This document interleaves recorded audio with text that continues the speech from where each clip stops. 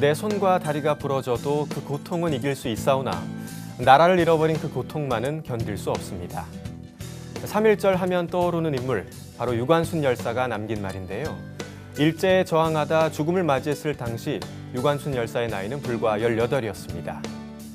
끝까지 대한독립 만세를 외칠 수 있게 했던 힘, 그것은 과연 무엇이었을까요? 연극 KB 오늘 문화산책에서 소개해드립니다. 시간은 흐르고 어느덧 계절이 바뀌어 봄이 찾아왔습니다. 반복되는 일상 속에 잊고 지내는 많은 일들. 그럼에도 시간은 변함없이 돌아와 우리 안에 오래된 기억을 일깨우곤 하죠.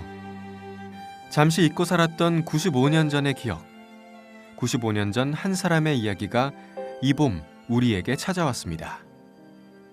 95번째 3.1절을 맞아 유관순 열사의 이야기를 담은 연극 헤이비가 대학로 무대에 올랐습니다.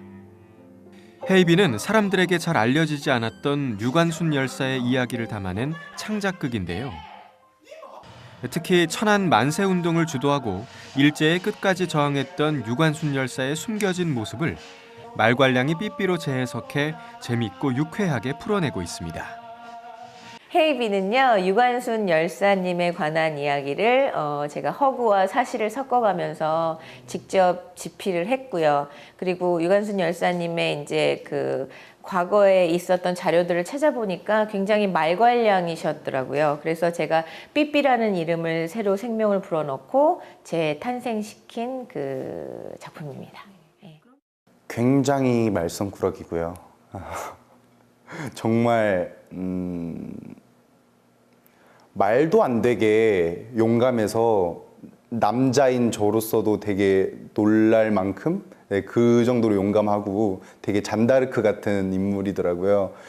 그리고 되게 천방지축이고 막 일이 어디로 튈지 모르는 그런 인물이더라고요. 썩 예쁘지는 않지만 넘치는 매력으로 동네 소꿉친구 태준에게 사랑 고백을 받았던 수줍은 18처녀 삐삐. 삐삐는 당당히 이화학당에 입학을 하게 되는데요. 여전히 못 말리는 사고뭉치 삐삐는 선생님에게 혼이나 벌을 받기 일쑤입니다.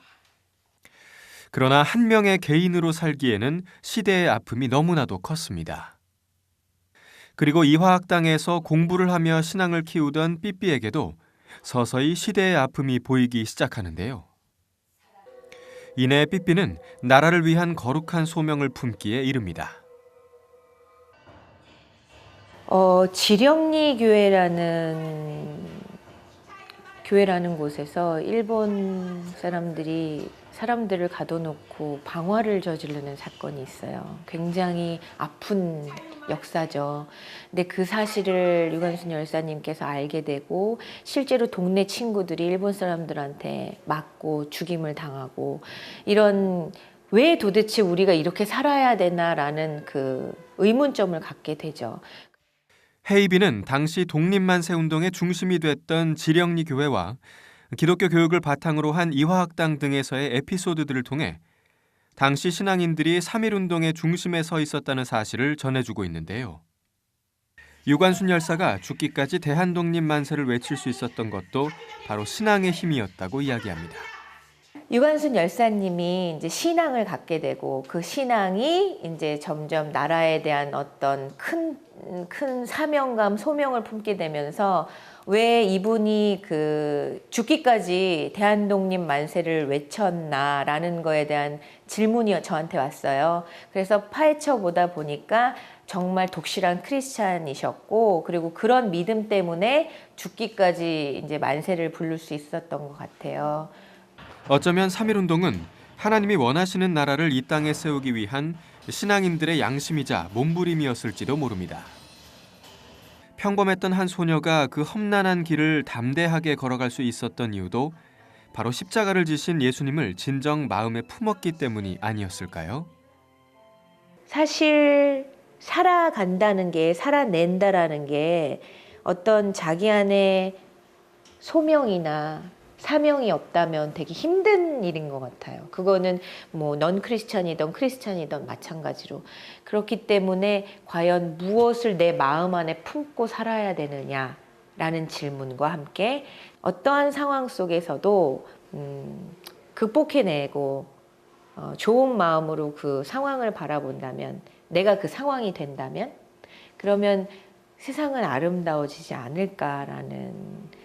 유관순 열사가 우리나라에 굉장히 우리나라의 어떤 독립투사로서의 여성으로서 험한 길을 걸었지만, 그분이 그럴 수 있었던 건 신앙의 힘, 성령님과 그 순간 함께 하였기 때문에 그 고통을 감당할 수 있었잖아요. 그래서 우리가 현대인인 지금 이 시대를 살고 있는 우리에게 던지는 거죠. 우리는 과연 그럴 수 있나? 결국에 제가 신앙인으로서 살아가는 삶, 많은 말보다는 제가 말씀과 기도를 그냥 말만이 아니라 떠벌리고 겉면만 하는 게 아니라 그걸 보여주는 게 진정한 신앙의 길이고, 또 하나님의 뜻대로 사는, 부르심을 받아 사는 게. 어찌해 어조사 이 슬플 비를 합쳐 어찌 슬퍼합니까? 라는 뜻을 담은 연극 헤이비. 우리가 약함 가운데 강해지고 슬퍼도 기뻐할 수 있는 이유는 어쩌면 단 하나일지도 모릅니다. 연극 헤이비였습니다.